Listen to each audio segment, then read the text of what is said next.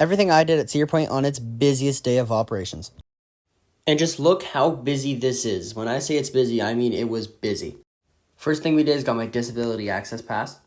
Then we went over to Gatekeeper to get our first rides of the day. Next we went over to Wild Mouse, the park's spinning Wild Mouse coaster, and this happened. We have learned a valuable lesson about weight distribution.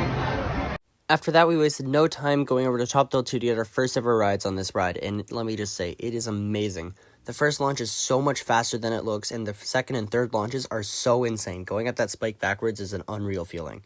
It was around midday at this point, so we decided to go get some lunch at the Farmhouse Kitchen Grill, and I got these delicious chicken fingers and chili.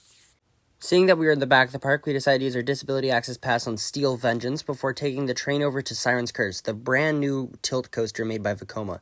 And let me just say, this ride is a great roller coaster. The tilt is so intense, but the only problem that we had with it was we broke down for around 2 hours. 2 hours wasted is not good. But breaking down on the line did make it so our disability access pass time was up, so we decided to use that on my favorite roller coaster in the park, Millennium Force. After Millennium Force, we took a ride on the park's suspended swinging coaster, Iron Dragon, which is an incredibly underrated ride.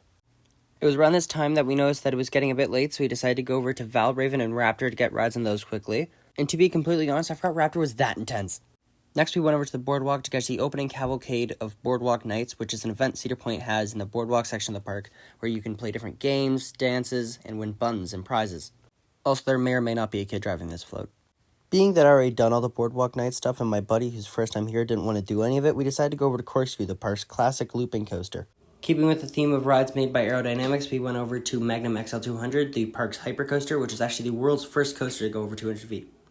We were kind of hungry, so we went over to the back BQ to get dinner, and I got this cheddar sausage, which, to be honest, was kind of bad. After that underwhelming meal, we went over to Maverick to get some evening rides on that, and this thing is just a beast. Next, we went back to Top Thrill 2 to get night rides on this, and this thing is a whole different roller coaster at night. Oh my god. Next, we ran, and I mean ran, to Maverick and Steel Vengeance to get night rides on them, and those rides are just so great at night. Then we ran again to go get some night rides on Millennium Force, and this ride is so amazing at night. The just speed is amazing.